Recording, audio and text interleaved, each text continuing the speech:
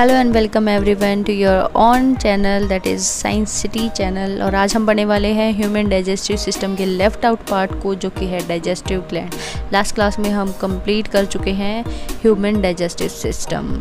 Video को last तक देखें और हमारे साइंस सिटी चैनल को लाइक, शेयर और सब्सक्राइब तो ज़रूर करके जाएं अगर आप वीडियो को लाइक करते हैं। लास्ट क्लास में हम कर चुके हैं ब्रीफ में ह्यूमन डाइजेस्टिव सिस्टम, और अब हमें करना है डाइजेस्टिव ग्लैंड। एक्चुअली जो डाइजेस्टिव ग्लैंड है वो एज अ एक्टिवेटर काम करती है डाइजेशन प्रोसेस के अंदर। ग्लैंड का मीनिंग ही ये होता है कि कुछ सब्सटेंस का सिक्रीशन करना। अब बात हो रही है डाइजेस्टिव ग्लैंड के बारे में, तो ये कुछ ऐसे सब्सटेंस जो है सिक्रीट करेंगी जो कि डाइजेशन प्रोसेस में हेल्प करेगा। हमारे पास एलिमेंट्री कैनाल तो है फूड के पास होने के लिए, लेकिन उस फूड के अंदर कुछ जो है एक्टिवेटर मिलना भी ज़रूरी है ताकि फूड का डाइजेशन हो। हम समटाइम जो है हाजमोला खाते हैं, सदमोला खाते हैं, तो उसका रीज़न यही है कि उसके अंदर क्या है, कुछ एक्टिवेटर है जो फूड का डाइजेशन करने में हेल्प करते हैं, फूड के जल्दी डाइजेस्ट करने में हेल्प करेंगे। सो डाइजेस्टिव ग्लैंड का मतलब है gland that secrete into the digestive tract substance necessary for digestion. Digestive gland जो है उसको हम बाद में डिस्क्राइब करेंगे। इससे पहले देखते हैं कि जो ग्लैंड हैं उनको डिवाइड किया गया है दो में, एंडोक्राइन ग्लैंड और एक्सोक्राइन ग्लैंड के अंदर। एंडोक्राइन ग्लैंड देखते हैं क्या है। एंडोक्राइन ग्लैंड जो है ऐसी ग्लैंड होती है जो अपने सब्सटेंस को, यानी कि हार्मोन अगर सिक्रीट कर रही हैं, मेनली जो ग्लैंड्स होती है वो हार्मोन सिक्रीट करती हैं, यानी वो जो भी सिक्रीट करेंगी सब्सटेंस अपने, वो डायरेक्टली ब्लड के अंदर सिक्रीट करेंगी। ऐसी ग्लैंड जो होती हैं डक्टलेस ग्लैंड्स होती हैं। इनके लिए एग्जाम्पल है हमारे पास पेनक्रियाज है, ओवरीज है, टेस्टिस है, थायराइड ग्लैंड है, पैराथायराइड ग्लैंड है। ये सभी जो ग्लैंड हैं वो है एंडोक्राइन ग्लैंड। देखते हैं एक्सोक्राइन ग्लैंड्स क्या होती हैं। एक्सोक्राइन ग्लैंड जो होती हैं, यानी वो जो एंडोक्राइन ग्लैंड है वो डायरेक्टली ब्लड में करती हैं, लेकिन ये क्या करते हैं, ये एपिथेलियल सरफेस पे अपने प्रोडक्ट को सिक्रीट करेंगी, और इसके लिए इनके पास होगी एक डक्ट। ठीक है, इसमें आता है स्वेट ग्लैंड जो भी होती हैं, salivary gland, mammary gland, lacrimal, sebaceous gland, यानी कि स्वेट यानी कि जो पसीना हमें आता है वो हमारी एपिथेलियल सरफेस पे, स्किन पे आता है। सलाइवरी ग्लैंड भी ऐसे ही ग्लैंड है। मेमरी ग्लैंड, लैक्रिमल यानी कि जो आंसू जो निकलते हैं वो भी एक सरफेस पे निकल रहे हैं। म्यूकस ग्लैंड, और ऐसे ही सिबेशियस यानी कि जिनसे मैल जो है बॉडी का वो बाहर निकलता है, उसे कहते हैं सिबेशियस ग्लैंड। ये देख सकते हो डायग्राम की हेल्प से कि एंडोक्राइन ग्लैंड जो हैं डायरेक्ट अपने सिक्रीशन को, यहाँ देख रहे हो, ब्लड के अंदर सिक्रीट कर रही हैं, लेकिन ये जो एक्सोक्राइन ग्लैंड हैं वो अपनी सब्सटेंस को एपिथेलियल सरफेस पे सिक्रीट कर रहे हैं। सो एंडोक्राइन ग्लैंड है, एंडो यानी कि अंदर ही, यानी अंदर क्या है बॉडी की, ब्लड, तो ब्लड के अंदर सिक्रीशन करेंगी। एक्सोक्राइन ग्लैंड ऐसी ग्लैंड है जो कि डक्ट की हेल्प से एक्सो यानी बाहर की साइड अपना सिक्रीट करेंगी सब्सटेंस। एक्सोक्राइन ग्लैंड में हम पढ़ सकते हैं कि स्वेट ग्लैंड जो है, लैक्रिमल जो ग्लैंड है, sebaceous, mucous gland. Okay, pancreas, liver, all these are endocrine. Pancreas और लीवर जो है बेसिकली एंडोक्राइन और एक्सोक्राइन प्रॉपर्टी दोनों ही शो करता है। सो अब देखते हैं कि डाइजेस्टिव सिस्टम में हमारी मेनली कौन कौन सी ग्लैंड्स हैं। सो फर्स्ट ग्लैंड जो हम पढ़ने वाले हैं वो है salivary gland, then gastric gland, then liver, और हम बाद में लास्ट में डिस्क्राइब करने वाले हैं पेनक्रियाज को। So these are the 4 important digestive gland जो कि हमारे डाइजेशन प्रोसेस में हेल्प करती हैं। सलाइवरी ग्लैंड जो है हमारे माउथ में प्रेजेंट होगी। गैस्ट्रिक यानी ये नाम से ही लग रहा है कहाँ प्रेजेंट होगी, गैस्ट्रिक जो वर्ड है वो रिलेट करता है स्टमक को। सो ये गैस्ट्रिक ग्लैंड प्रेजेंट होंगी स्टमक के अंदर। लीवर और पेनक्रियाज जो है स्मॉल इंटेस्टाइन से पहले प्रेजेंट होते हैं। So let's see salivary gland. Salivary gland जो है मेनली बकल कैविटी जो फर्स्ट पार्ट है उसके अंदर ओपन होती हैं, और इनका जो सिक्रीशन है वो क्या है, सलाइवा, सिक्रीट करती हैं ये सलाइवा। सो पहले सलाइवरी ग्लैंड पढ़ने से पहले इसके सिक्रीशन के बारे में बात करते हैं। ये सिक्रीट करती हैं सलाइवा। तो सलाइवा कैसे फूड के डाइजेशन में हेल्प करता है, लेट्स सी। सलाइवा जो है फूड को स्लिपरी बना देता है, यानी कि इजीली स्लिप हो जाए फूड और हमारा जो भी एलिमेंट्री कैनाल है उसमें से इजीली पास हो जाए। इसके लिए सलाइवा जो है हेल्प करता है, फूड को स्लिपरी बना देगा। सलाइवा में कुछ एंजाइम्स भी होते हैं जो कि कुछ सब्सटेंस का डाइजेशन करते हैं, लाइक अमाइलोज और टाइलिन। सलाइवरी अमाइलेज और टाइलिन जो हार्मोन है, एंजाइम है, ये प्रेजेंट होते हैं सलाइवा के अंदर। सो ये इम्पोर्टेंट है, याद रखना है कि अमाइलेज और टाइलिन जो है प्रेजेंट होते हैं सलाइवा के अंदर। ओके, सलाइवरी अमाइलेज जो है डाइजेस्ट करता है स्टार्च को और इसे शुगर में चेंज कर देता है। इसीलिए हम कई बार जब अपना फूड जो है काफ़ी देर तक चबाते रहते हैं तो ये स्वीट सा टेस्ट देता है। सो इसका रीज़न यही है कि जो हमारे फूड का जो भी है सब्सटेंस जो भी स्टार्च है वो उसमें शुगर में चेंज हो गया है। सो यहाँ पे सलाइवरी जो हैं ग्लैंड माउथ के अंदर प्रेजेंट होती हैं और ये बेसिकली 3 ग्लैंड हैं जो हमारे माउथ में मिलती हैं। फर्स्ट है parotid gland, sublingual and submandibular gland या सब मैक्सिलरी भी इसे बोल सकते हैं। सो 3 टाइप्स ऑफ ग्लैंड्स जो हैं ये प्रेजेंट होती हैं। बात करते हैं नेक्स्ट ग्लैंड जो है गैस्ट्रिक ग्लैंड। गैस्ट्रिक ग्लैंड जो है सिक्रीट करेंगी गैस्ट्रिक जूसेस। गैस्ट्रिक ग्लैंड जो है क्या सिक्रीट करेंगी, गैस्ट्रिक जूसेस। और गैस्ट्रिक जूसेस में होते हैं पेप्सिन होगा, HCl होगा और म्यूकस होगा। ओके, सो पेप्सिन क्या काम करता है, पेप्सिन यानी कि किसको ब्रेक डाउन करेगा, प्रोटीन को ब्रेक डाउन करेगा। प्रोटीन का ब्रेक डाउन फाइनली जो होता है वो किस में होता है, अमाइनो एसिड्स में होता है। मेनली यहाँ पे 20 अमाइनो एसिड्स हमारी बॉडी के लिए एसेंशियल होते हैं। अच्छा, कार्बोहाइड्रेट एक कॉम्प्लेक्स फूड मटेरियल है, उसका ब्रेक डाउन होता है ग्लूकोज के अंदर। ऐसे ही फैट है, फैट का हो जाएगा फैटी एसिड और ग्लिसरॉल के अंदर। सो माउथ जो स्टमक है, स्टमक में गैस्ट्रिक ग्लैंड सिक्रीट करती हैं गैस्ट्रिक जूस और इसके अंदर होता है एक एंजाइम जो है पेप्सिन और पेप्सिन जो है ब्रेक डाउन करता है प्रोटीन का।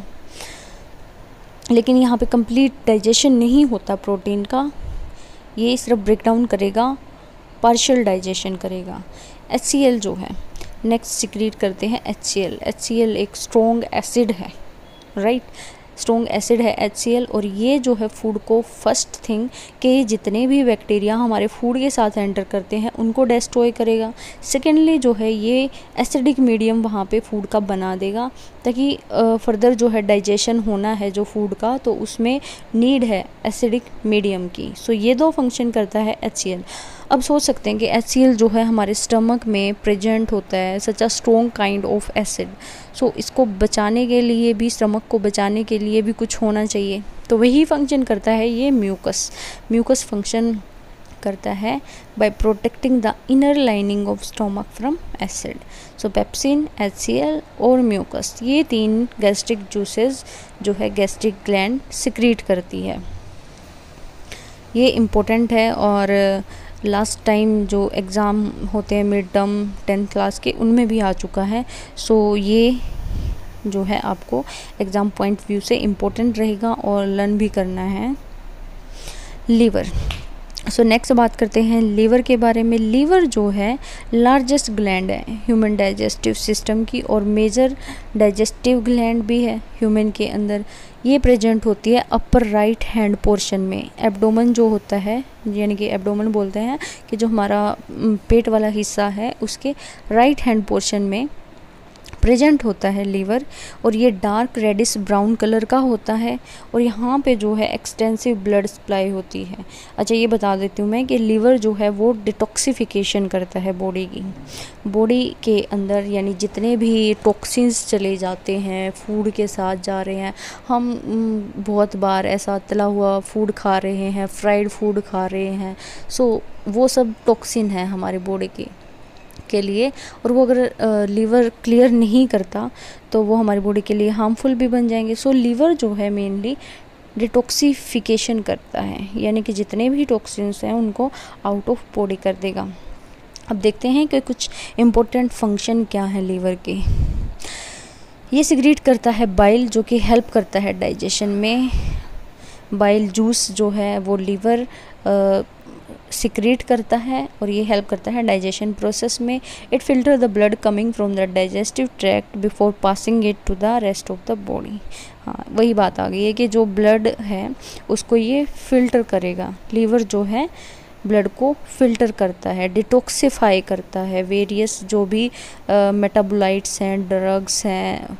हम बोलते हैं कई ड्रग्स पे आप लिखा भी देखते होगे कि लिखा होता है कि ये ड्रग जो है, ये मेडिसिन जो है पर्टिकुलर, वो लीवर पे डैमेज कोज कर सकती है। जितने भी पैरासीटामोल लेते हैं उनकी आप चेक कर सकते हो कि उन पे भी लिखा होता है कि ये जो है लीवर के लिए हार्मफुल है, ज़्यादा अमाउंट में हार्मफुल रहेगी।